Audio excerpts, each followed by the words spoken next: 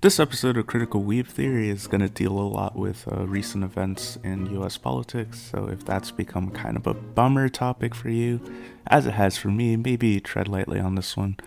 There are also mild spoilers for Moriarty the Patriot. Without ado, let's get into it. Manufactured by the people who hold all the cards, that is, the capitalist class. Right. We tend to see the market as a democracy. Well, right, in the sense that we don't. Well, not us, because we're based in epic and awesome commies, but like the normies.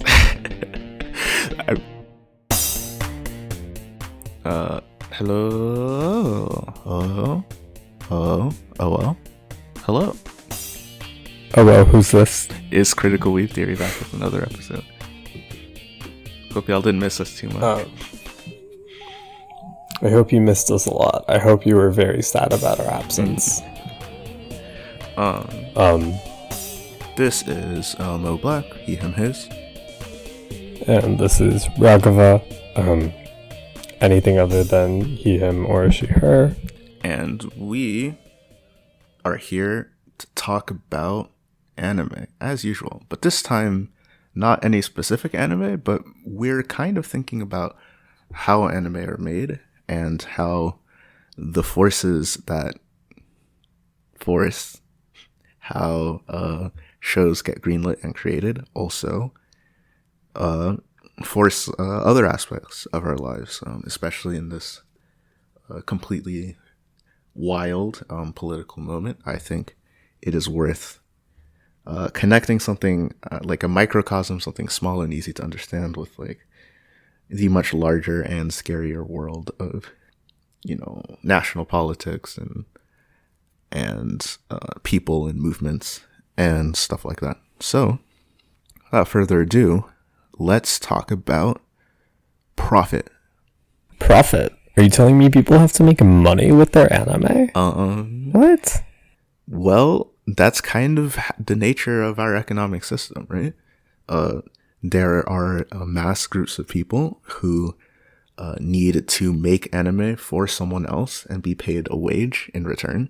And there's a small group of people who own the studios and the office buildings and the rights, which is not even a physical thing you can own. It's an intellectual thing that is just defended by the state, and the rights to actually create an anime. And these two forces need to come together for an anime to be made, right? The thing is, though, the people who are actually the creative drivers behind making an anime do not have the ability to decide which anime gets made most of the time. So, I'm an RPG person. Like, I like role-playing games. So I think about things in terms of classes, because there are classes in an RPG. Mm-hmm. And we can say that in this anime scenario, there are like really two classes at play, right? There are the people who are doing working. Why don't we call them the working class? We could. And there are the people who own the capital, the building, the intelligent property rights, the people who are directly contracted. We could call those people, well, because they own the capital, we could call them the capitalist class. This is very creative. I'd play this RPG. It would be but I'd only want to play dark urban fantasy. I would only want to play as the capitalist class, because don't they just kind of control the relationship between the capitalist class and the working class? I mean, if you have the money and you don't need it to survive, but the working class does, can't you just get the working class to work on whatever you want? Because they have to do whatever you tell them to do, because you control the means of production. The means of production. Huh. That's a fancy way to say.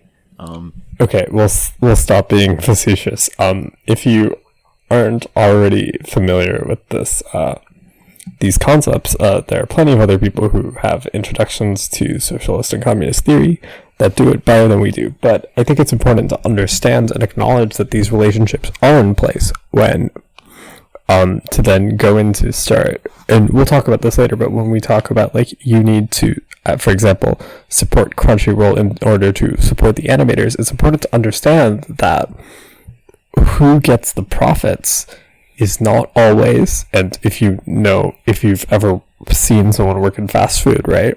Someone working in fast food gets paid the same amount regardless of how much they make, and they're always being exploited. Right. And so the sense of meaning is that it's that same sort of relationship between workers and the capitalist class, right? Fundamentally, these animators are the same as like fry cooks at a fast food place. Realistically, the profits of the anime do not go to the workers who made that anime, even if you buy lots and lots and lots and lots and lots of it. That is well said, Ragla. I think we should investigate this relationship a little bit further. I think it's kind of taken for granted, I think, in anime critiquing circles that people like studios and production committees make anime to make money. I mean, obviously, right? But we don't actually ever look at how this affects the final product that's being made, right? We know that studios make stuff to make money, but we also have like this weird, I guess, understanding of like the pure artist, right? So like even though the studio is like backing a project because they think it'll be successful, like we have this idea that like the artists underneath are like free spirits, right? Who really like take a project to like another level, right? There are some people who just like do the daily grind and pump out like an average show or an average story, and there's some people who really care about the craft, right? And as long as we fill anime with like those people, you know, people who care about the craft, right, then we'd have good shows instead of bad shows. But as long as this relationship between worker and capitalist exists, it's not going to happen, because the only anime that get made are anime that a studio thinks can get a return on investment. I want to add the following addendum, that this isn't universally the case. There are certainly studios and people in these studios who go out of their way to try and make things that they think are interesting and good. But they are disincentivized. What we're talking about, right, we're talking about the core set of interests and incentives that are at place that influence the way in which anime and, by extension, all art are produced under capitalism. Yeah, exactly. So let's first take a look at like one aspect, one consequence of the fact that like shows are made to make money is that in order for shows to be made with the most amount of profit possible, anime studios have to cut corners. And the easiest place to cut corners is in the working conditions of the people who make the show itself. So there's kind of a myth that goes around about capitalism, that we need capitalism to bring about innovation, because when you work for a wage, you are more motivated than when you have everything handed to you. But this is like not true. Not only is it like scientifically not true, I'll actually link to an interesting video by Tristan Won't Shut Up that I saw recently about it. In the short of it is, do you do better work when you are constantly stressed, constantly worried if you're going to make rent, when you're working 2 jobs, when you're tired all the time because you don't get to rest, when you're worried about whether or not you'll be able to have a social life at your job? Is that really when you create your best work? Or do you create your best work when you're like fed, and when you're focused, and when you're collaborating with people that you can actually stand being around? For reference, the anime production cycle, it roughly goes a little bit like this. A couple of companies get together, they form a production committee, and they decide, we think that if we made this show, we would get a good return on investment, right? The production committee then gets like a sum of money, sends it off to the studio, and it's like, make this show. Usually, it's a little bit more complicated than that. Sometimes the studio has like a director who wants to make a show, and then they get in touch with the production committee, blah, blah, blah.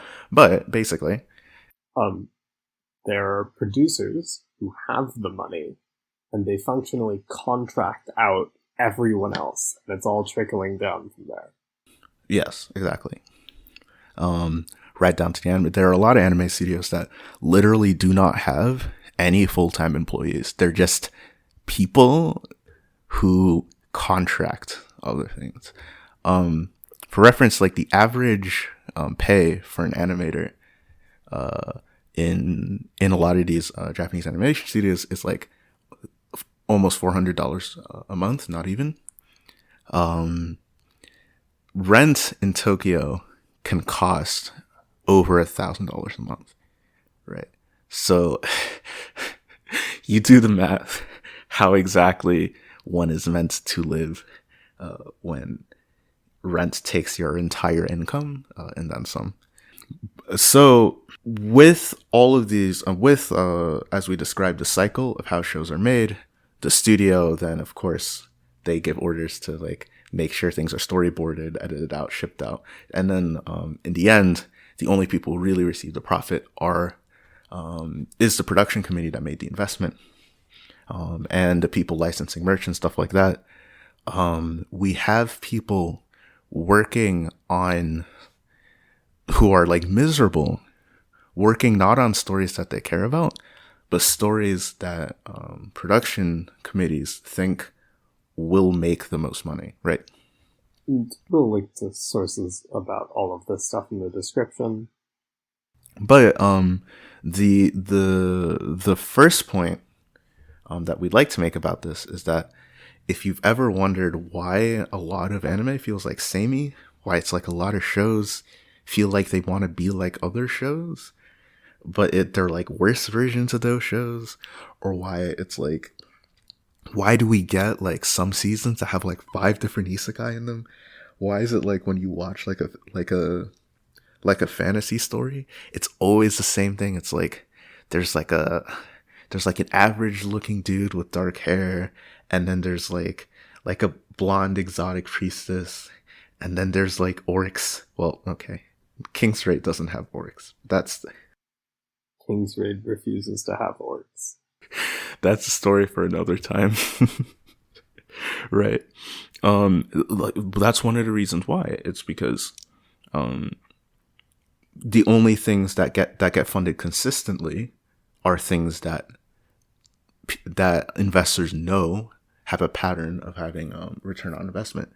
And so for people who say that like capitalism fosters innovation, it fosters creativity, it fosters the exact opposite. It fosters stability and stagnation, because stability and stagnation are what actually makes profit. Trying new things for the sake of it, that can ruin you if you're not sure, right? I think it's more important to take a moment to break down and iterate the fact that line go up is a social construct. This is also true. In a very real sense of what is or isn't profitable is very much determined by what people will buy. But, this might surprise you, tastes can be cultivated. So people who grow up and see a lot of isekai and get used to a lot of isekai will start to want more isekai because that is what they have been shown and that is what they are accustomed to. Right. Almost like, I don't know, maybe you're like manufacturing the way people feel about a thing by inundating it with it. Now that's an interesting word. Maybe he said facetiously. Maybe by flooding the market with a bunch of isekai, right? Some of those isekai will succeed, and because a lot of money was put into those isekai, they're more likely to have higher animation, more marketing, whatever, so they're more likely to succeed than others. So people will look at those and say, well, the isekai we made succeeded, so we must have been right. And then when someone tries a new risky thing, they will, like, not put that much money into it. And then it might fail because, the animators didn't have as much money, there wasn't as much time, wasn't as much creative effort, wasn't as much marketing, whatever.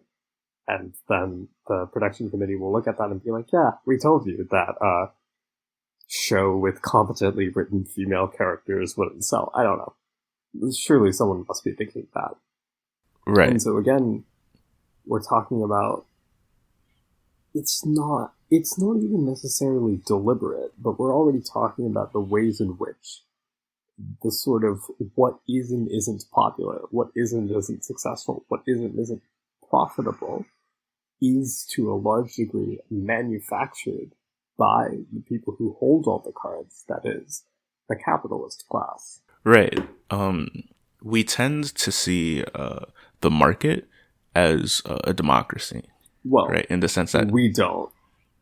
Well, not us, because we're based in Epic and awesome commies, but like the normies, the U.S. hegemony and what you learn in schools and such tends to see the market as a democracy, and in the sense that like you vote with your dollar, right? If you have a product, whether or not it lives or dies, basically is up to the people at large, right? And so we kind of tend to ignore the fact that people advertise for stuff. Like, this is weird. Like, if you think about what is capitalism, it's ads everywhere, right? But like when we actually think about like how we think about markets, somehow advertising doesn't come into play at all. So there's that, and there's also the fact that like a lot of projects can be sustained by a minority of people who have many, many dollars, right? Or if you want to say it's a market is a democracy, then many, many more votes than someone else, right? There are plenty of sectors of the economy that are literally just like rich assholes giving each other like fake money so that line go up, right? And like no, there's not like much of a product that people are buying in the base. And likewise, a pretty interesting video on this that again we'll also link in the description about how capitalists are bad at business, in which the writer interrogates the ways in which line go up isn't always line go up, or line go up doesn't always mean what you want it to mean. Right. Or, again, in the context of anime specifically, there are a lot of shows that don't actually have any appeal whatsoever. Like, not any appeal, but they don't have, like, mass appeal. And despite that, they have, like, a tiny niche audience of people who tend to be more affluent and tend to be able to spend money on DVDs, spend money on merchandising and stuff like that. And, like, that tiny demographic alone keeps the entire project afloat. Right, so I'm going to give a very specific example. Shout out to Kira Diaz on our YouTube page of Darling in the Franxx. Oh, Darling God. in the Franxx was not made because anybody wanted it to be made. We will actually the Franxx episode. Yeah, we can. The Franxx episode is coming up At some point. Soon. Sooner than either of us would like it to be. But this is our foreshadowing to Darling in the Franxx episode, in which we talk about like Darling in the Franxx and Conception are great examples of shows that are fundamentally made for niche markets, specifically. And I'm going to say it. I'm going to say the word. All right, you ready? Mm-hmm. Okay. Propaganda. Ooh, I'm scared. This is scary. We'll be a little less facetious because I imagine that a lot of you people watching are already like, yeah, we get it, get to the point already. Sure, fine. Sure. But the thing about propaganda is that when you have all these things, you have like people working on stuff they don't want to in bad conditions, people only funding shows that they think it'll make them money, people like manufacturing niche markets that spend a lot of money to keep projects afloat. At the end of the day, this drives a lot of the tropes that we see and we complain about here on Critical Weave Theory. Like, for example, take like a random like harem show, right? And you can take like generic, what are all the harem stereotypes, right? There's like childhood best friend, right? There's the tsundere, right? There's a girl with big boobs, right? There's lolly. I'm pretty sure there's like a fifth one. There's usually a fifth one. Scorned lesbian? Okay. They're all awful stereotypes, right? But think about what happens after the show gets released. They all have like very cute designs usually, and there are designs that are made to be figurines, very expensive figurines that no one understands how they are expensive other than the fact that only one company owns the right to make them. Well, we understand exactly why they're expensive because, again, like, line go up.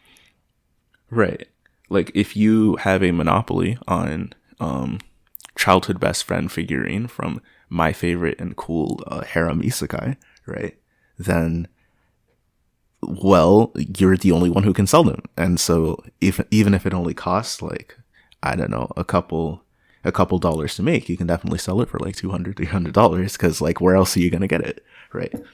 But you can kind of see how bad sexist tropes are kind of included because they're popular. Like when shows like treat female characters like objects, when they treat LGBT people like fetish, when they stay away from like introducing like characters with like dark skin and this and that. A lot of that is like informed by a need to fit existing capitalist markets, right?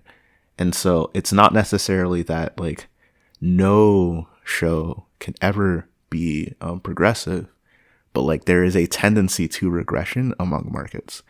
It's very simply the people who already have all of the capital have a vested interest in making sure that it stays that way. And so they are, prone to funneling money towards projects that ensure the status quo is upheld, right? Capitalists generally do not advocate for the abolition of capital, and thus there is fundamentally a tension as long as we work within this framework where, that's going on. And there's the alternative of like other systems and other frameworks of working, like worker-owned co-ops, etc. are like different, and they have a different set of incentives that allow for more equitable storytelling. Right. So we can kind of see, we brought up the marketplace as a democracy, but we can kind of see that it's a little bit more complicated. There's obviously when a show does numbers and when a show is successful and when a lot of merchandise is bought from the show, then that affects what production committees are willing to do in the future. Like I've written about this already for Bullshit No Yusha, but like SAO kind of made both a genre and an entire art style for like the entirety of the 2010s. I think we're moving to a more like softer kind of. Did you say it was like Bunny Girl-esque sort of? I don't know if Bunny Girl-esque is.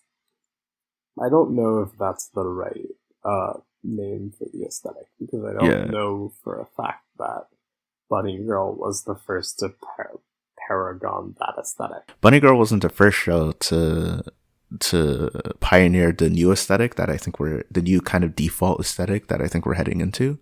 But the fact that there is just like a set aesthetic that a lot of shows try to conform to like trick you into thinking that you are watching like a modern up-to-date anime style is like rather interesting. But we can kind of see then that the reason why we brought this up is that like what people buy influences what gets made, but what gets made also influences what people buy. Mainly because people have to buy what is made. Right.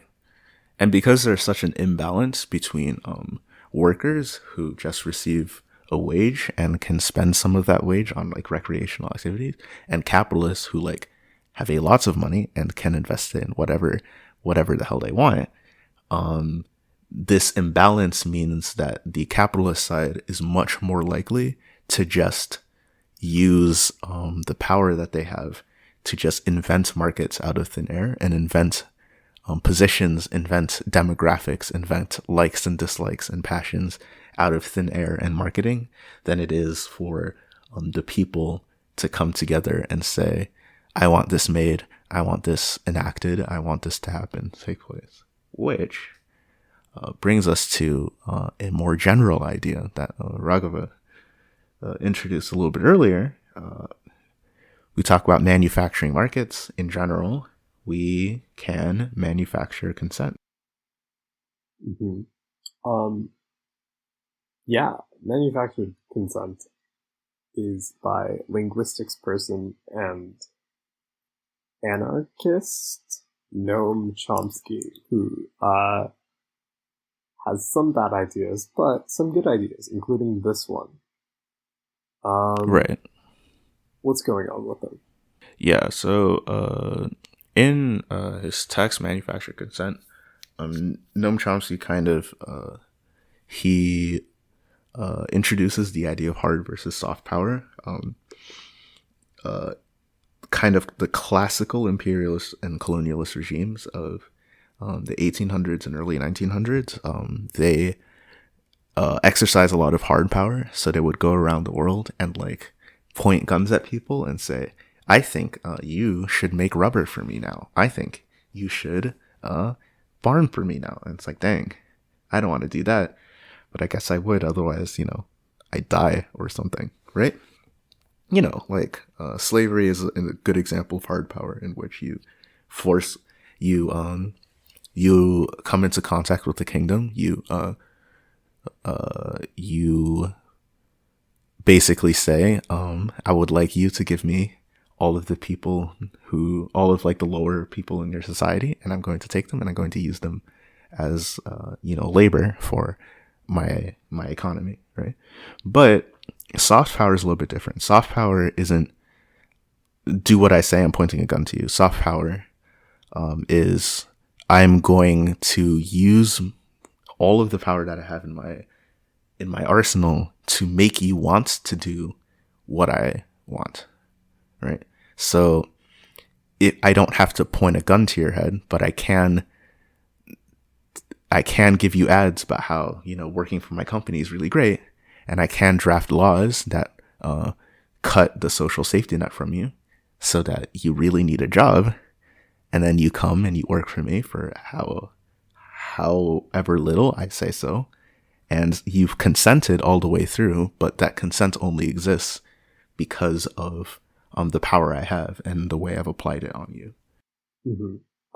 An example I think of, and that is very topical right now, is earlier this week, I think either yesterday or the day before, as of time of recording, there was a Politico article where it said Nancy Pelosi, in order to ensure that the Democrats keep Georgia, must avoid using the phrase socialism or whatever, right? Right. But if you think about it for even a moment, that's kind of bullshit, because overwhelmingly policies like Medicare for all, increased minimum wage have been overwhelmingly popular, especially during the pandemic. Mm-hmm. So and especially among like the poorest parts of the working class. Yeah, or like the people in Georgia. But don't want to speak for all of them, but it's very true there.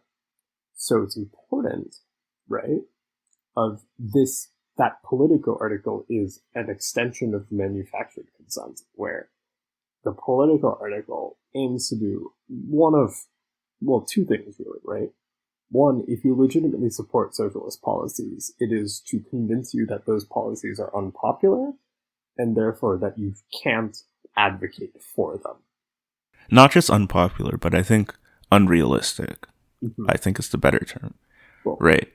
Yeah. In the sense that, like, something like Medicare for All, a Green New Deal, these things are not realistic because they can't get done because not enough voters support them because they're not popular. But, like, right. Part of the reason why people don't support these things is because they have been told that they are not popular. So it's like, they have been told that it cannot be done, or that it's not possible, or it's not on the table, or they've been presented with two options who do not do it. For example, another example is talking about fracking. Who actually wants fracking? It turns out that even amongst people and I did some napkin math the other day on who actually supports fracking and who doesn't. We're told that, for example, by the media, that the reason why both candidates of both major parties need to support fracking is because of all the fracking jobs in Pennsylvania, which is a swing state, right? But if you look into it, the number of people who actually work in the fracking industry is like astronomically small. And then Pennsylvania workers in and of themselves are a small part of the entire, like, working class. So, like, and even then, like, not all Pennsylvania workers support fracking. That's the other thing. And even then, it's also false, because you could just, for most of the Pennsylvania workers, you could just give them another job. Jobs are a social construct. If they support fracking, it is because they must in order to survive. And so what you have is a situation in which the majority of people, if you poll people, do you support fracking? The majority of people do not support it. You have a situation where workers in Pennsylvania who have to live next to fracking sites, and who are afraid to drink their water because, you know, when they light a match next with the whole thing, like, lights into flames, they don't support fracking. But then we're told that banning fracking is absolutely on the table. It's electoral suicide because then you'll lose the working class. Well, none of the data says that. So where does the idea come from? Well, it comes from the media in and of itself. It's an idea that only exists because we're told that it exists. It's an idea that is pushed because the real people who support fracking are the corporations who make the money off of fracking, who have the capital. And thus, it is in their interest to act like, if they can't get you to support it itself, to convince you that opposing it is unfeasible, that nobody wants that, even though upon closer examination, it turns out that actually a lot of people want that. I think to get a really good idea of how manufactured consent affects our political process, I think we can go back a little to Super Tuesday. I did do a Super Tuesday video. I think this was kind of back where I wanted the channel to kind of have more regular political content, but I kind of just moved that to my Twitter. So if you want that, then you can just follow me on Twitter. But what happened in Super Tuesday was that every exit poll showed, like, overwhelming support for Bernie Sanders' social democratic policies, right? Overwhelming support for a Green New Deal, overwhelming support for Medicare for All, overwhelming support for decriminalizing marijuana, etc., etc., etc. But there was also overwhelming support for Joe Biden, a candidate who supported none of these things, over Bernie Sanders, a candidate that did. And so why are people, especially among black people, who support these things the most? Like, black people are the most economically progressive demographic, racial demographic in the country, like by far, easily. You ask any poll, you ask black people, what do you think about socialism? Like 65% say socialism is a good thing. You ask people, like, what do you think about, like, what do you think about just like taking Jeff Bezos' money and running away with a comically large bag that gets like 82% support among black workers? Right. But they also support Joe Biden. And why? And it's because during the Democratic primaries, the single most important issue for basically every voter was which candidate can beat Trump. Right? Right. And then we have to start interrogating the question of why do people think that this is the candidate who can beat Trump? If you just think about it for a minute, if you support a policy that's popular, and all the other people who are voting also support a candidate, a thing that's popular, and all those people come out to vote, why would that platform not be able to defeat the opponent? Right? Where does the idea that what Super Tuesday showed was that a lot of voters, especially black voters, all had really popular ideas about policy, and all also thought that their own ideas were unpopular. And so they picked someone who they thought had more popular ideas. But especially among the Democratic Party, there were not more popular ideas.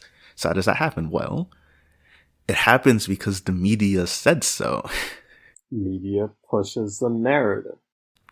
They started with the position that, like, left populism isn't popular. It's not popular among the working class, or what the media has also redefined to just mean like white people without college degrees.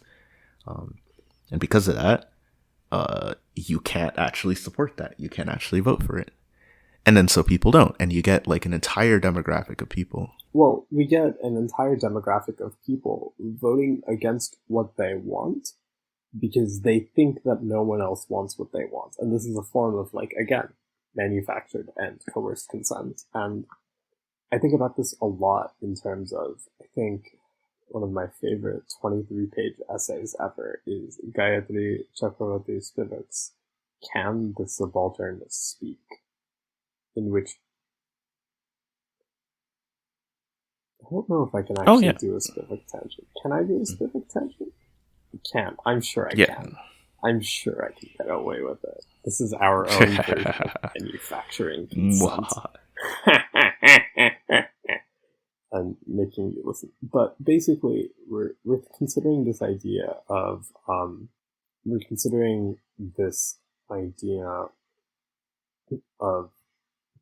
presenting the ideas, and but it's important to consider this in terms of whose voices are being heard, whose voices are being amplified, who are the people who get to talk about what, for example, black voters want.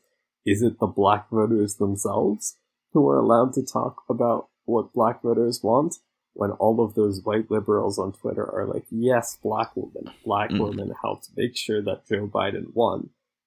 Are the black women actually allowed to speak for themselves about what it is they want and what it is they want to say? Or are they tokenized, silenced, exoticized? The only ones whose voices are uplifted are the ones who agree with the pre-built conclusion by the neoliberal status quo, right?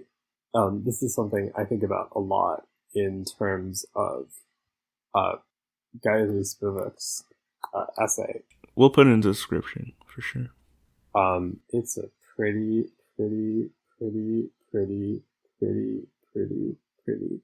good essay. There are some great quotes, like, "We are only justified and recognized insofar as we are oppressed." Great line. But one of the things she talks about in the essay is how when the British colonized India, they explicitly and specifically tried to colonize mindsets. They essentially, one of the quotes is from Macaulay. I'm pronouncing it wrong, but I don't care because he's British and I'm contractually obligated to hate the British. He says, "We must at present do our best to form a class who may be interpreters between us and the millions whom we govern, a class of persons Indian in blood and color, but English in taste, opinions, and moral and in intellect." So, and that's just at the surface, but so we take that as a foundation, and then we start thinking about, okay, when someone says, these, people of color oppose Joe Biden redistributing the wealth, well, that population was selected for. It's not like they pulled every single person of color. It's not like they pulled every single black person in America and said, well, what do you think about this policy? Because then you'd get a much different answer. They very specifically looked at the specific subset of people, a subset of people who are designed to agree with what they say, ask those people, and then peddle that information. And this is a form of, in a very real sense, coercion, or perhaps more accurately, propaganda. It is to, in a sense, make white liberals say, well, this is what, I get it. This is what that population believes. And because I don't care to interact with people outside of my narrow worldview. Right. I think another good example of this is the Reed Spivak. Anyway, Reed Spivak. It'll definitely be in this. Or I guess Reed Spivak, if this isn't already your sure. I'm going to briefly tangent about this because it's important to me. In reading Can the Subaltern Speak, it's not like any of it was new information because it was my experience, but it was, in a sense, putting words to a thing I had been feeling. So if you're like me, and post-colonialism is your nightmare, the way in which it lingers is with you, then I think it's a very good way of framing and thinking about it. And if you're not like me and you have never experienced this directly, then, and you have the time, I encourage you to look at it. I guess maybe this tangent says that, maybe it doesn't, but if you come from a relatively privileged background, you have to read to understand. Never mind. The last example I had before we move on, that really bugs me, is the narrative that we've seen over the course of the election of black men moving to Trump. It's not actually true. When you look at the data, black men have always supported Trump a little bit more than black women, but overall it's still 80%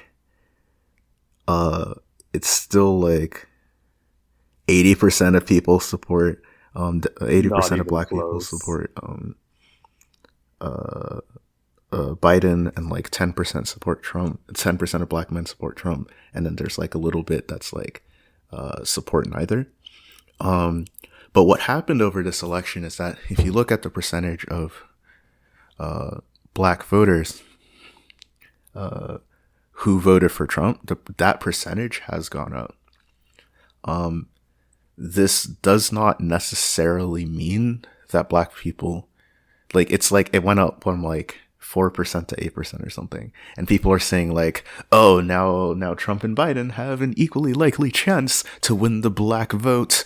Black men are now in play for 2024. And it's no.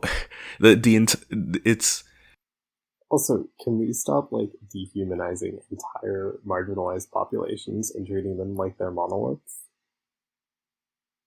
We have to stop. The way that oh, yeah, fuck that. Please stop doing it. I have a thing on that, I think towards the end. But the idea that, Candace Owens and 50 Cent and I don't want to even say Ice Cube, because that in and of itself was more manufactured consent. Ice Cube talked to both the Biden camp and the Trump camp about their plans for Black Americans when they became president. But the Trump camp spun this up as Trump working with the Black community, quote unquote, to set up opportunity zones or whatever the fucking bullshit that he wants to do to Black people. And people said, wow, Trump is doing better with the Black vote than any other Republican, huh? Blah, blah, blah, this and that. But like, that's like not real. It's a narrative that the Republican Party has invested a lot of money into. And I'm going to tell you a secret as a computer science person. Right, here's the secret. Numbers don't inherently mean anything.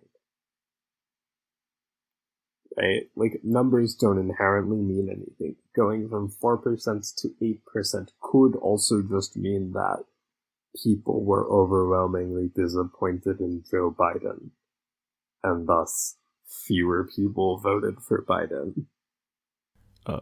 Record numbers of people voted this election, but the election was targeted basically essentially at like white people. So like way more white people gave a shit this time than last time because both sides told them that this was the most important election of their lifetimes and that everything was on the line. And it's a pretty important election. Mm-hmm. I'm not going to say it's not, but the framing of the entire election is overwhelmingly white, in the sense that like both parties kind of like with framing the Democratic Party moving right. The Democratic Party doesn't move right because it wants to appeal to Black people. The Democratic Party moves right because it wants to appeal to suburban voters and rural voters who are white. When Democrats tut you for saying, I would really not like the police to kill me anymore, please. They're not doing that because they want your vote. They're doing that because they're afraid that white people are racist. And they won't vote for us unless we also pretend we're racist too. Pretend in quotes, because you're just actually racist. So wasn't there that study that showed that overwhelmingly these rural, working class, lower income people, like low income people overwhelmingly support Biden? Like, it turns out people know their fucking class interests. People know their fucking class interests. Anyone who is like super derisive over like working class people like really needs to check their privilege, because like it turns out working class people don't vote for the fascists. Yeah, middle income people. Like people see white middle and upper income white people are Trump's demographic. Not like people see white without college degree and they think poor. But that's like not true. There's a lot of parts of the country in which you can have like a really stable income because you work in a business that your family did, because you work in like a farm, because you just started a business yourself, stuff like that. Like, and having a college degree, you can have a college degree and still be low income. It's actually kind of a huge problem. It's the whole student debt thing, right? You come out of university and you still don't have like the infrastructure set up for like a well-paying job, right? So there are all these things. The frustration here is that none of what we're saying is like doing your own research. Like far right QAnon supporters will say, "Oh yeah, I do my own research," right? None of this is that. All of the statistics that we're talking about are like publicly available information, right? The idea that the poorest segments of the working class, the ones that vote anyway, support the Democrats over the Republicans is like not hard to find. But And yet the narrative, And yet, it is the Democrats. It's the Democrats who push the narrative that, oh, we have to adopt more conservative policies in order to secure the rural low-income working class vote. I wonder why that is. It's because the name of the game in politics, if you haven't figured it out already, is to make it seem like the thing you were going to do anyway was actually something people actually wanted somehow. when Democrats tell you that we can't say defund the police anymore, we can't say socialism anymore, we can't have progressives anymore because it's not popular, what they're saying is they don't want to do it, fuck you. No, that's what they're saying. Because think about, if you polled Republicans in 2000, should we build a giant concrete wall at the border?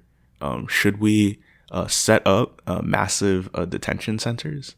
Should we wrestle babies out of the arms of like crying mothers? Should we perform random hysterectomies on interned migrant women? People would say no. Where are you from? Right? But there is the capacity in the people to support those things. Donald Trump manufactured consent for much, much, much crueler immigration policy than we were even already doing, which was already cruel. We essentially set up a legal gray area where 11 million people work with no protections, at constant threat of deportation, just for profit. And that was already something that we did.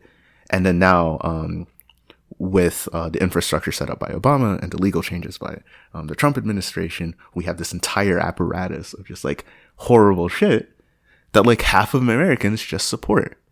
If you can build support for some of the most heinous, awful, cruel policies that anyone could ever think of, don't tell me that you can't fucking build support for cutting federal police funding by 50% and giving some of that to kids so that they can eat breakfast. Are you shitting me?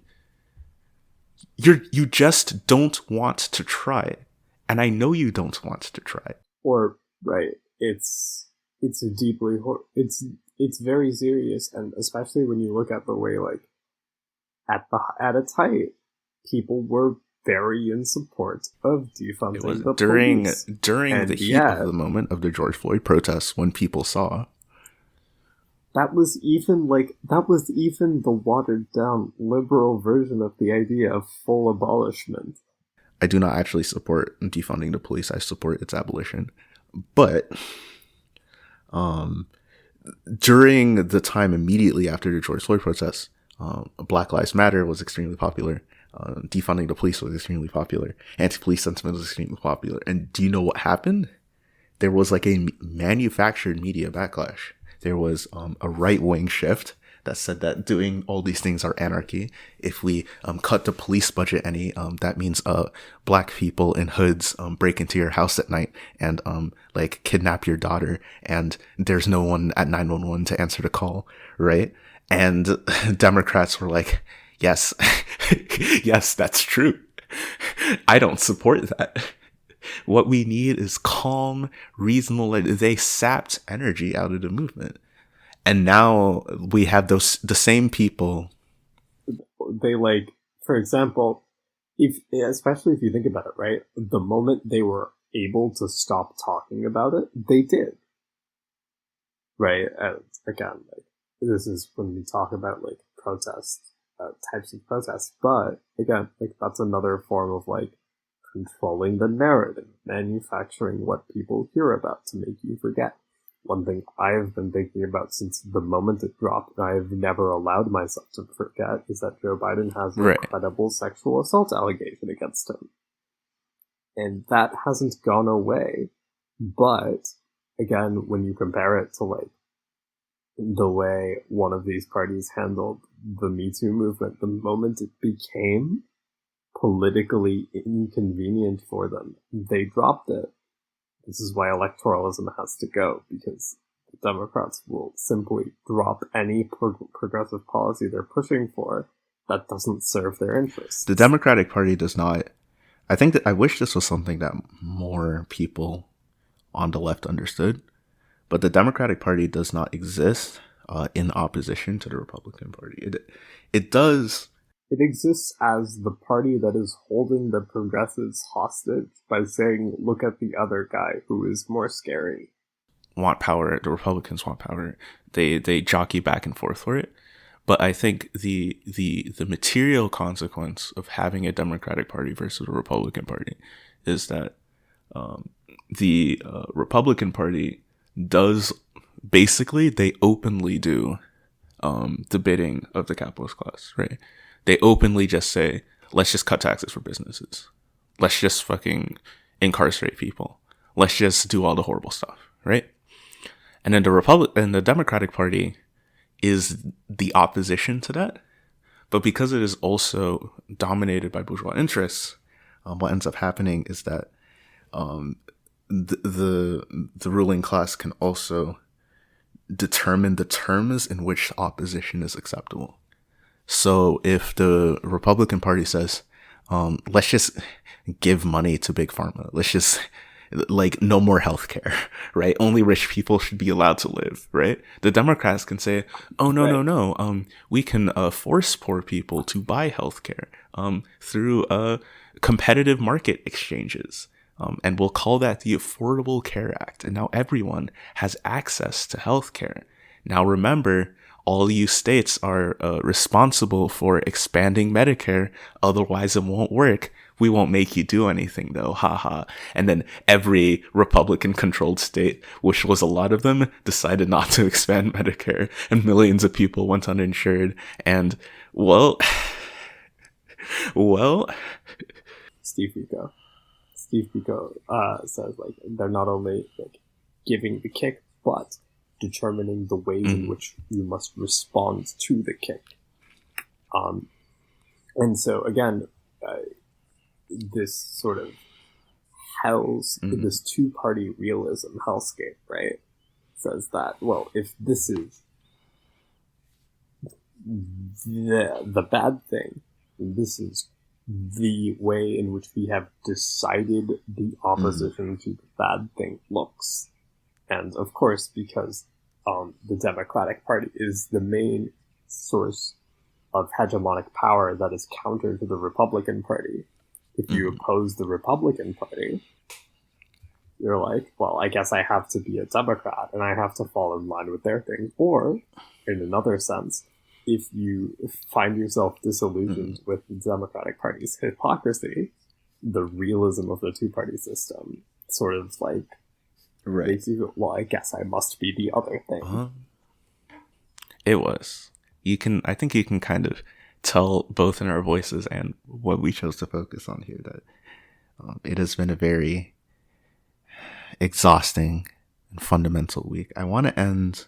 There's a lot left to talk about. I think the last bits of manufactured consent that are important to acknowledge is, one, everything is propaganda, and two, that means we can push our own narratives on our own terms.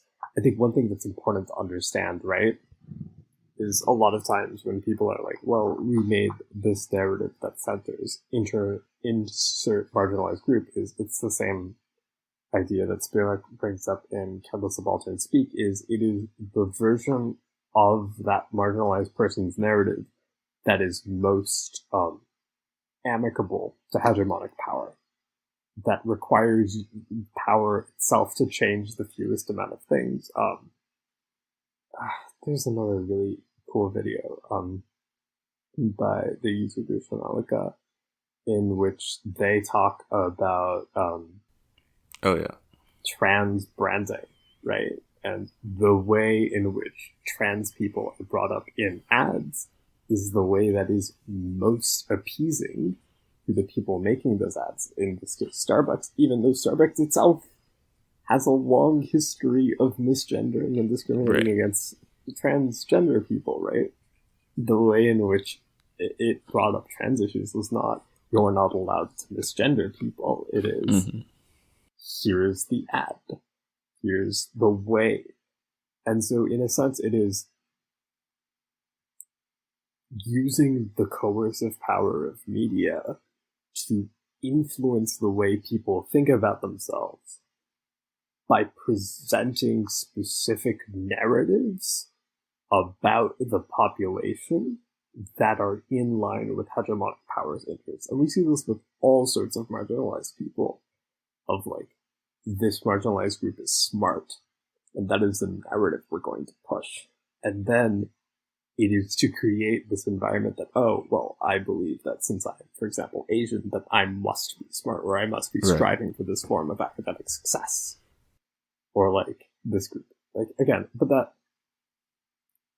the other end is that means that's why it's important for us as marginalized members of society to take our narrative into our own hands, to create our own stories, our own narratives, to speak with our own voice instead of speaking with the voice that hegemonic power has lent us, rather than trying to cut away the edges of our voices to fit it into the chute of hegemonic power, rather than like forcing our stories and our ideas to conform to whatever electoralism considers acceptable.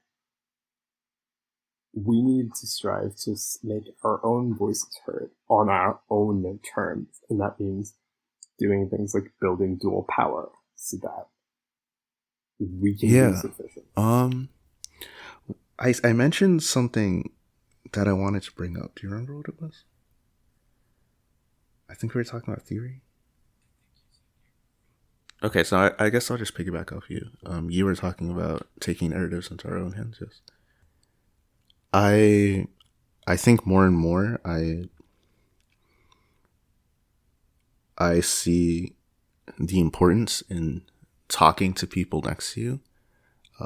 I mentioned earlier that I wanted to bring something up, and I'm not at this point. I'm not exactly sure if this was the exact point, but it's just in terms of if you ask people what they want out of two options that have been pre-chosen for them, they will, give you one answer or the other.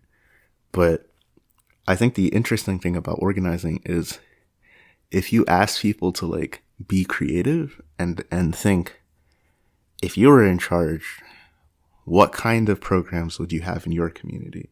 What kinds of problems would you solve? I think you would be really, really surprised by the answers that you actually like get. And I think you would be. Well, I wouldn't be, but like I generally think we have no place for elitism. Well, I'm surprised in the sense that if you're coming from the liberal electoralist position in which the only policy that exists is policy that has been being tested by politicians, then you will be surprised. But if you come at policy from just what are my problems and I want to solve them, then all of a sudden they seem not the range of possibilities of what can actually happen are much, much, much wider. And so we have to ask ourselves, why is the system set up to have such like crude, inefficient methods for like fixing the problems that we actually care about? Why are we always like at half measures and at things that like compromise between two different positions that don't actually why is it that like the ideas that the people in the community have are never actually like brought up or even asked? So I'll give an example. At the university I used to go to, there was a decision by the school board, I think, to allocate a lot of funds for additional police officers in the school system. And for like weeks, there was this long period of community comments that were open to anyone. But it turned out that a lot of the working class people of color, like the black people in the community, didn't know those were happening, or didn't have time off from work, or didn't have time off from work where they could spend like without their kids because they had to take care of their kids. And all of those things. So the people who were most affected by the allocating of additional funds to police officers were placed in a situation where their voice was denied and silenced implicitly. And this is what we talk about, and it's like the system is resistant and resilient to change because, sure, I guess anyone can call a senator to get that senator to support a policy, but that takes time. You need to have time off from your day to call your senator. You need to have, time to connect with other people. You need to have a senator who's actually going to give a shit about you, et cetera, et cetera, et cetera. And so the system is actually very specifically designed to shut down any progressive change. And again, I find myself thinking about Spivak and Can the Subaltern Speak and the ways in which marginalized people's voices are fundamentally restricted or denied access to power. Do we want to end this on a little bit of a bloomer topic? What's fun? I don't see fun. I just see more pain and angst. I don't know. Let's talk anime. When we last recorded an episode, we had yet to see Moriarty the Patriot. We have now seen Moriarty the Patriot, and if you haven't seen Moriarty, watch Moriarty the Patriot. Watch Moriarty. No, seriously, watch it. It's but yeah, watch Moriarty the Patriot. It is the first episode is a little bit disappointing because the marketing team, and I guess this goes back to the profit motive that we talked about at the very beginning, but the production committee for Moriarty the Patriot, and I guess the studio production IG, they thought the best way to sell you on Moriarty the Patriot was to convince you it was edgy Sherlock Holmes. It's like a dude as smart as Sherlock Holmes, but he's Sherlock Holmes's greatest rival, right? And instead of solving crimes, he organizes crimes and then gets away with it, right? This is okay, I guess, but the real thing about Moriarty the Patriot that's cool is that it's actually just about inequality. And it sets itself during the height of industrial Britain, and it understands that this is the height of nobility, this is the height of capitalism, this is the height of the gulf between the ruling class and the working class, and it uses that to actually make statements about the way the world should be. The way so spoilers, but the way the show decides to resolve this is to just individually kill members of the ruling class in very fun and creative ways. And this is not literally the most effective way of achieving change, but fundamentally the mentality of the show is correct in terms of how it sees things, and it's just absolutely refreshing to see. The thing about the show is that it doesn't have any pretense that this is the most effective way to achieve change. Rather, it seems more focused on getting individual characters to achieve catharsis. As someone who has read the manga chapter and watched the anime episodes for all of the episodes that are out, I do think where the manga excels a bit more is because it had a little bit more time. It got to spend a bit more time with our side characters. Specifically the ones that got introduced in the latest episode 4, And it was able to be more about their story instead of that of Moriarty's. That being said, I think within the constraints of the anime, I think it was so good.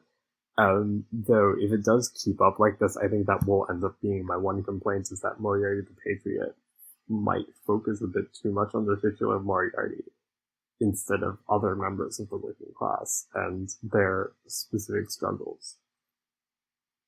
But we'll see. We'll see. Overall, if Jujutsu Kaisen didn't exist, it would be the anime of the season, my anime of the season. But right now, it looks like it's tied. Yeah, Jujutsu Kaisen. We talked about it a little bit last time we did this, but Jujutsu Kaisen really does slap. Yeah, I guess things to look forward to from the channel.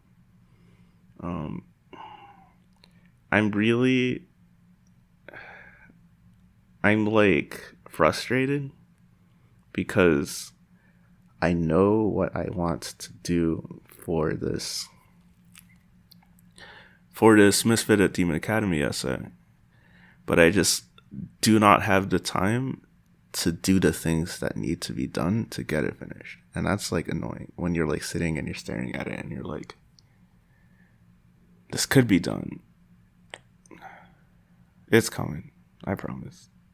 I will take something out of it and I'll do it.